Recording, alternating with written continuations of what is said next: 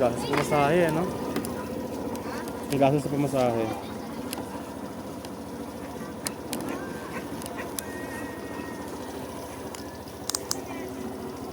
Mata mo, oh. Oh, may ano yun dito sa ano mo. Yan sa... Pagat ng lamok yun. Yung pula. Ha? Pagat ng lamok yun. Malamok doon yung sama. Sigurado ka, ha? Oo naman. Kumakalat siyang ano, kulay pula sa mata mo. Ganun talaga daw yun. Mawawala rin daw. Pusang mawawala. Ah, is na ano.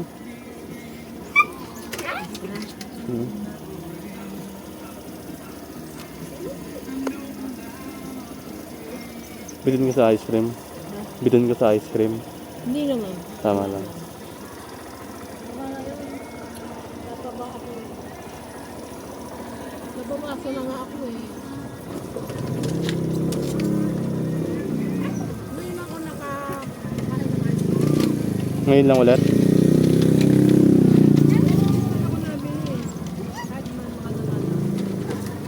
Tataba yun. Ganun ba yan? Kanina lang ako kumain ng ice cream.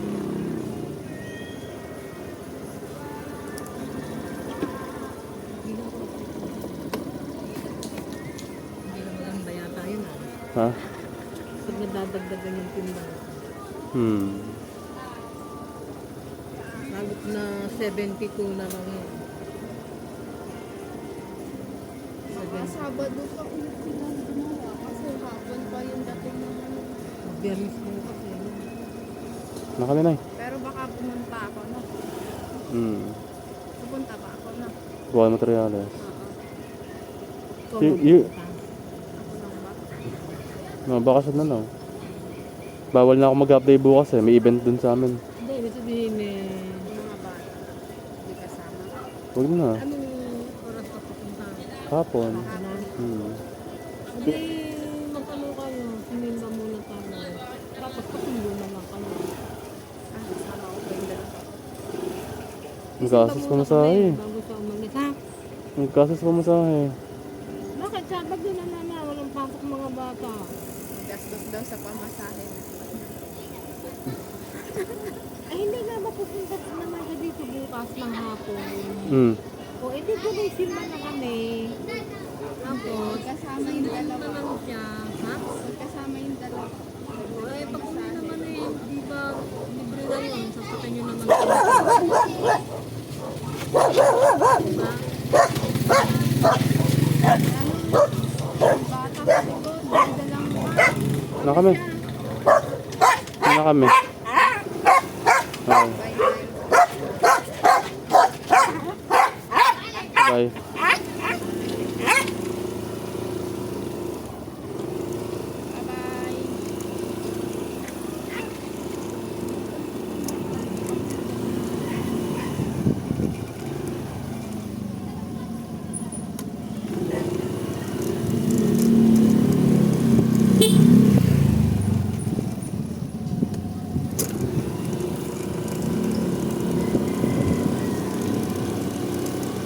Yung may isa po sa terang office yung bulong-bulong.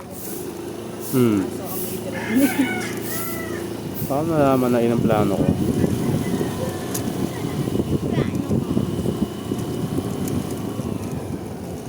Naaraw pa pala.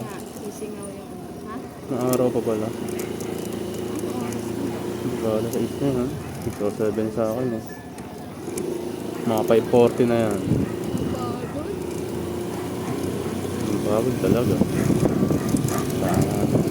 Talaga. Hindi tayo inabot ng gabi. Dalawang puno rin. Oo.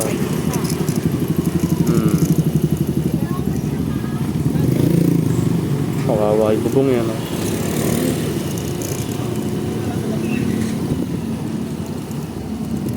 Para namang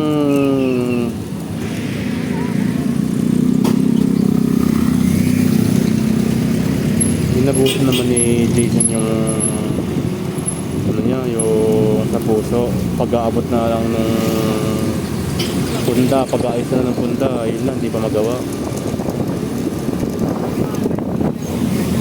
Hindi naman, pag sinabi ko kay nanay, talo pa kami ng nanay. Kaya na nga, nagsalita ako nanay, kala ko ba nay, libangan mo lang yan. Bakit nung bago ko gumawa ng magputol ng puno, andyan ka na. Tapos na ako magano, andyan ka pa din. Para ka naghahapit. Di ba ang libangan? Tapos natingin ako kay Aling Wilman, natingin din si Aling Wilman sa akin. Ba yung libangan? Ang libangan, pag nainipis pa na lalabas ka.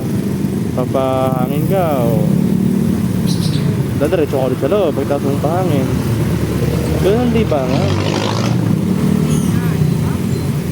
Sabi niya nga, ay Popoy, Na, yan, ano, masaya ka pa.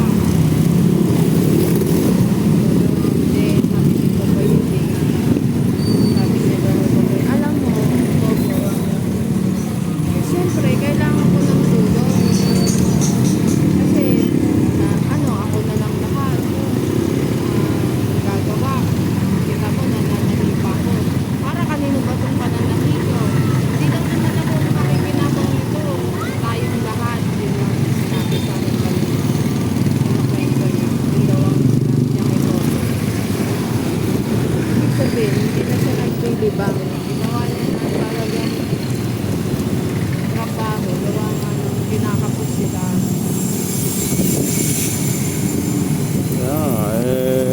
huwag ka kay nanay. Sinabi ako nga kanina, parang binubuhay mo pa ako ah. Pahaging ko na yun. Parang binubuhay mo pa ako ah. Nung tumingin sa akin, kumambyo ako. Nung si tatay bihira bumiyahe, ganun na ganun ka dati eh.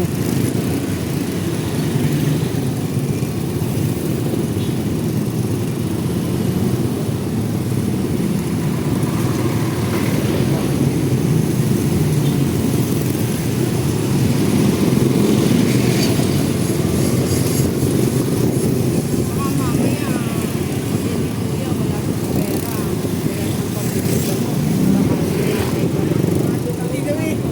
Bibigay. Kung usapan na. Na siguro mabilis maubos yung budget. Hindi, nagbibigay si ate. Naisip rin siguro na wala naman ako.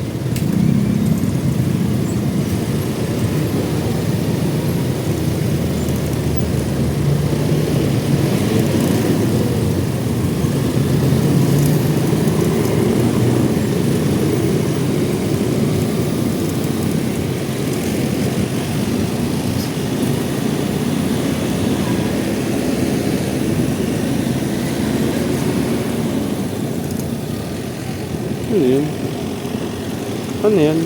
Yung mga itlog. Parang penoy. O balot. Balot pen. Ang daming tao natin eh. Kwek kwek kwek kwek kwek kwek kwek kwek kwek kwek kwek kwek kwek kwek. Wait lang. Parang dahil pagkain. Parang dahil kainan. Kain tayo.